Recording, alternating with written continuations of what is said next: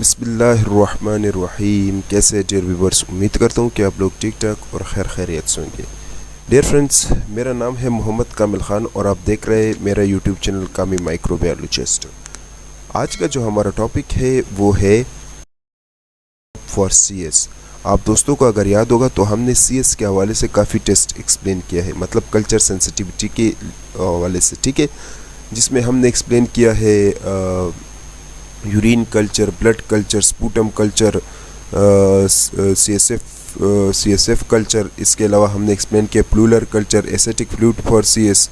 तो काफ़ी लेक्चर हमने एक्सप्लेन किया है। अगर आपने मेरे सीएस से रिलेटेड वीडियोस लेक्चर की सीरीज़ देखना है तो मेरे यूट्यूब चैनल पर एक लिंक होगा कल्चर टेस्ट पर, तो आप उस पर क्लिक करें तो आपको तमाम तर कल्चर से रिलेटेड वीडियोस लेक्चर मिल जाएंगे। तो आज का जो हमारा टॉपिक है वो है वेजाइनल स्वैब फॉर सीएस। तो चलिए जी, वीडियो को स्टार्ट करते हैं।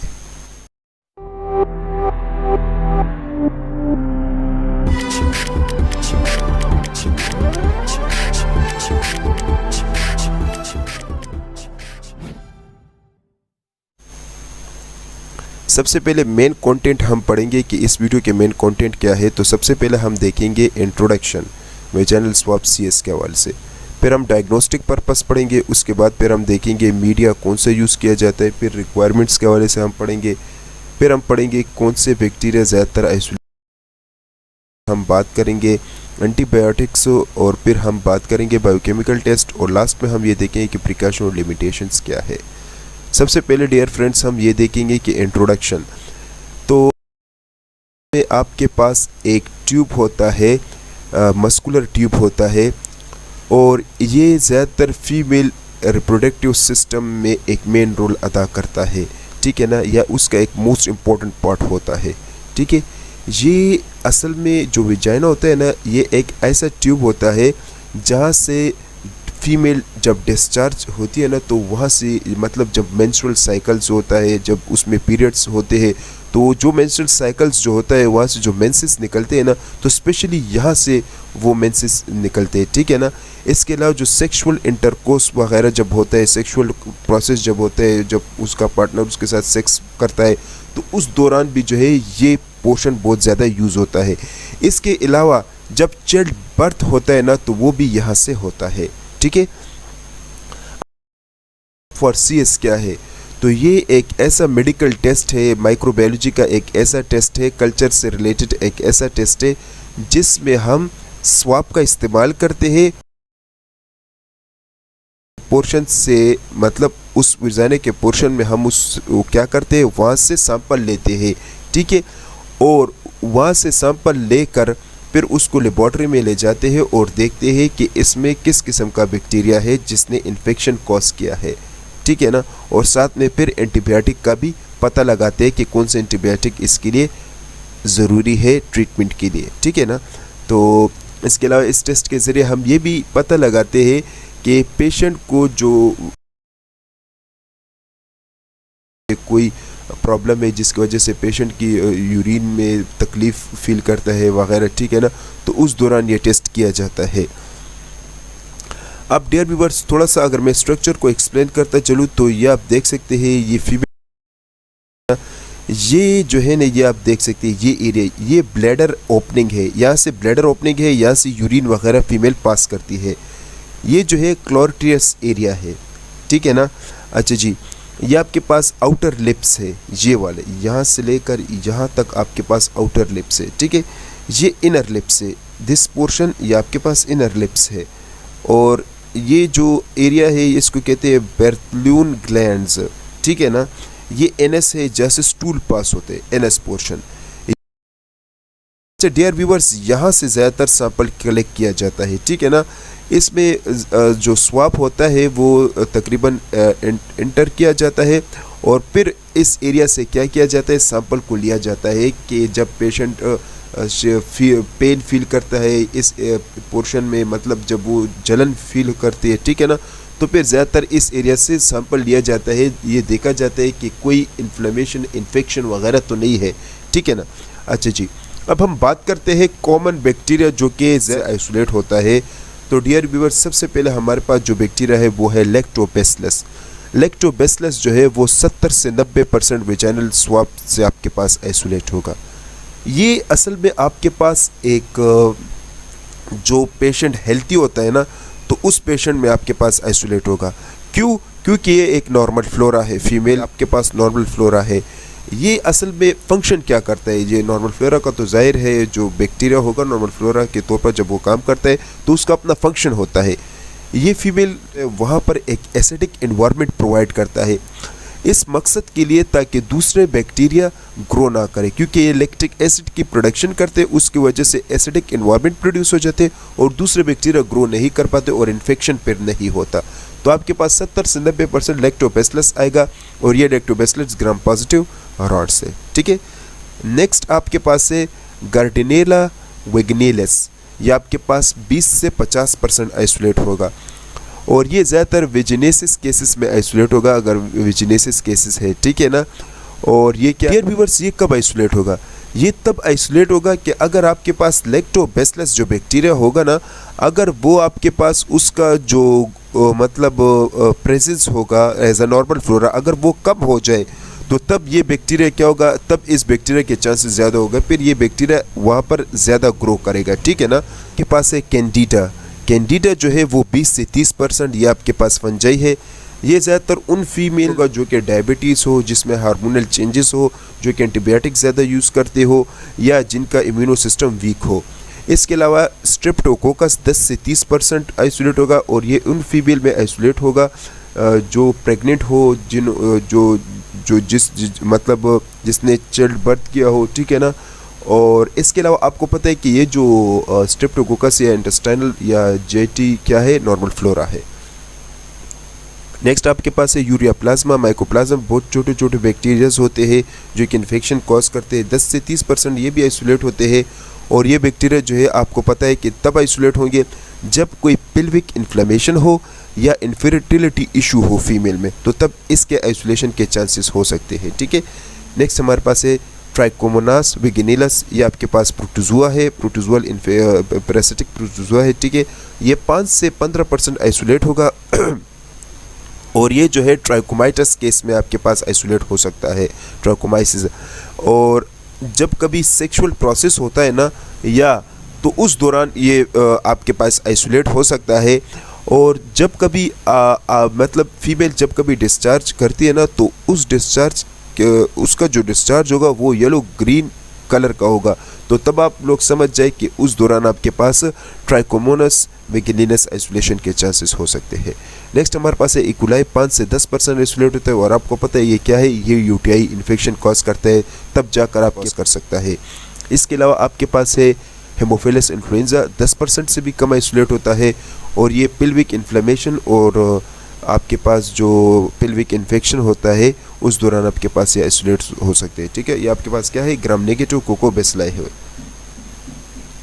नेक्स्ट हमारे पास है Neisseria gonorrhoea. Sexually transmitted infection है, ग्राम नेगेटिव डिप्लोकोकाई है और आपको पता है कि ये जब इन्फेक्शन मतलब जब जो सर्विक्स पोर्शन होता है ना, उसमें इन्फेक्शन काज करता है और सेक्सुअली ट्रांसमिटेड डिजीज़ है। ठीक है। सेक्सुअली ट्रांसमिटेड डिजीज़ के जरिए आइसोलेट हो सकता है। नेक्स्ट आपके पास है क्लाइमीडिया ट्राइकोमाइटस। क्लाइमीडिया ट्राइकोमाइटस 2 से 5% डियर व्यूअर्स आपके पास आइसोलेट होता है और ये आपके पास ग्राम नेगेटिव कोकाई है। ये भी ज़्यादातर आपके पास सर्विक्स है ना, उसको इन्फेक्ट कर सकता है। नेक्स्ट आपके पास है स्टेफ ऑरियस। 1 से 2%, चूँकि स्किन नॉर्मल फ्लोरा है तो इसके कम आइसोलेशन के चांसेस बहुत कम होते हैं। ठीक है। अच्छा, अब हम जिक्र करते हैं कल्चर मीडिया। तो इसमें आपके पास जो कल्चर मीडिया हम यूज़ करेंगे वो है हमारे पास MRS। ठीक है ना, डी मेन रोगास एंड शार्प एगर मीडिया। अच्छा, ये मीडिया स्पेशली हम यूज़ करते हैं लैक्टोबैसिलस के आइसोलेशन के लिए, उस बैक्टीरिया को ग्रो करने के लिए, यानी लैक्टोबैसिलस बैक्टीरिया को ग्रो करने के लिए हम ये मीडिया यूज़ करते हैं। तो आपको इस मीडिया की ज़रूरत पड़ती है। ठीक है। नेक्स्ट है हमारे पास है ब्लड एगर।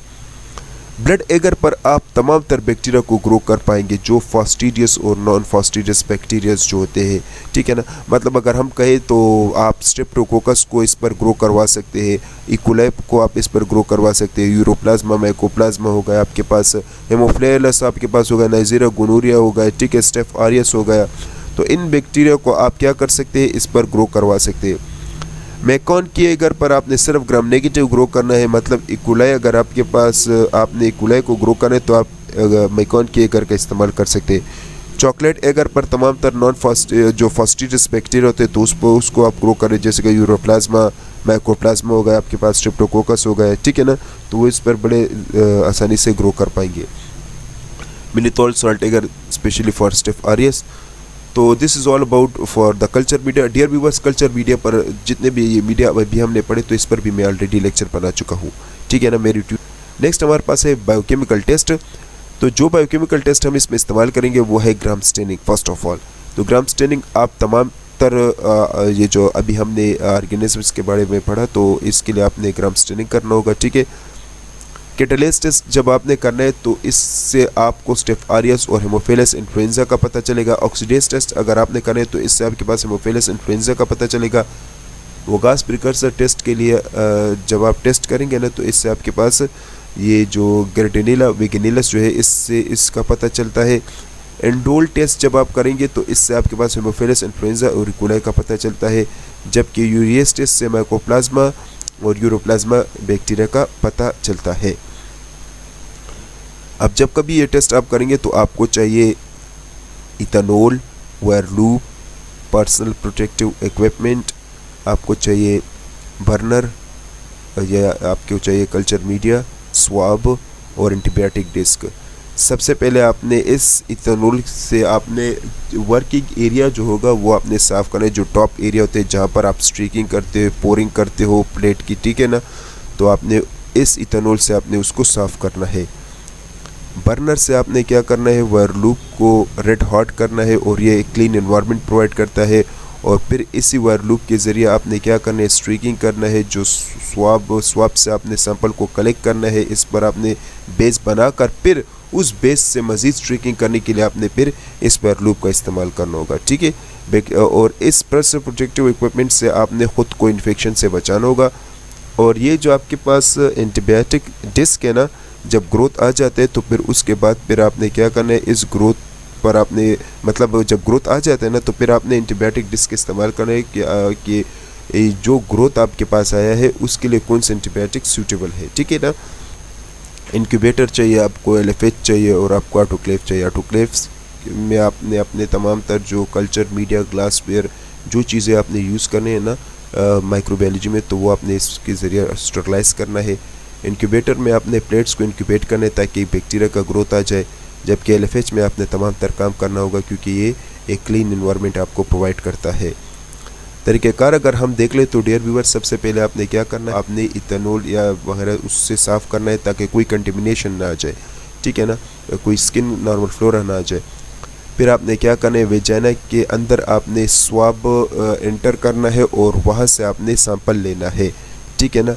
नेक्स्ट फिर आपने क्या करना है, नेक्स्ट आपने ऐसा करना है कि इस सैंपल को आपने लैब ले जाना होगा और लैब में आपने विद इन 2 आवर के अंदर अंदर आपने इसको स्ट्रीक करना होगा जल्द तर जल्द, और आपने इसको मतलब स्ट्रीक करना होगा जिन मीडिया का हमने जिक्र किया उन मीडियाज़ पर, ठीक है ना। सबसे पहले स्ट्रीकिंग का तरीका कुछ यूँ है कि आपने क्या करना है, आपने उस स्वाब से आपने एक बेस बनाना है।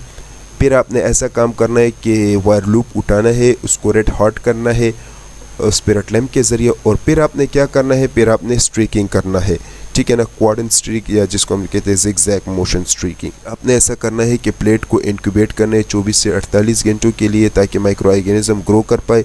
फिर आपने ऐसा करना है कि जैसे बैक्टीरिया ग्रो कर लिया बैक्टीरिया, फिर आपने उसको आइडेंटिफाई करना है बायोकेमिकल टेस्ट के ज़रिए।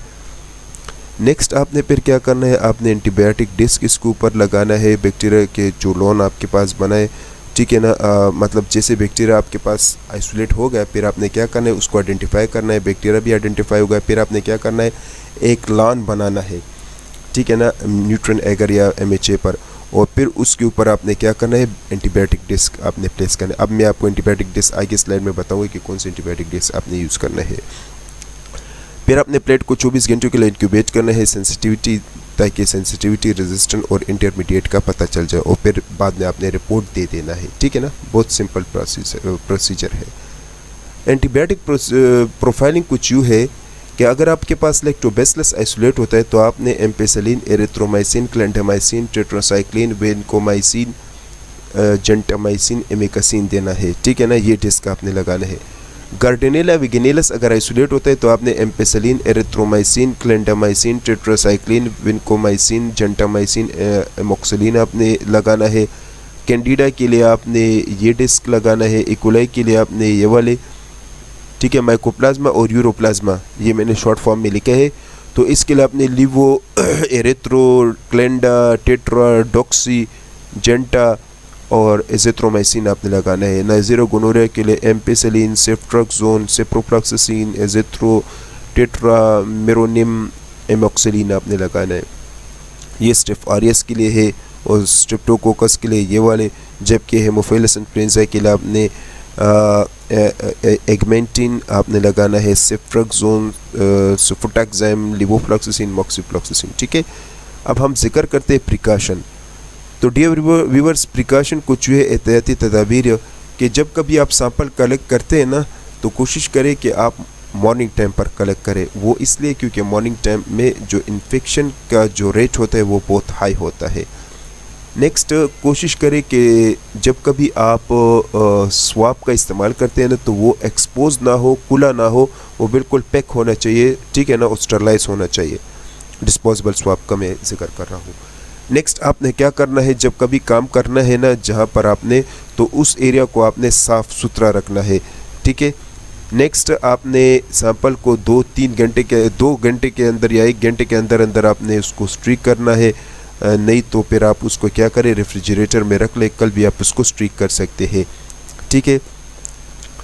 अच्छा डियर व्यूअर्स, एक अहम बात जो कि ज़्यादातर स्वाब सीएस में मैं भूल चुका हूँ, वो ये है कि जब कभी आप स्वाब सीएस करते हैं ना तो कोशिश ये करें कि इसके साथ आप एक डिस्टिल वाटर, थोड़ा सा डिस्टिल वाटर आपने क्या करना है, लेना है।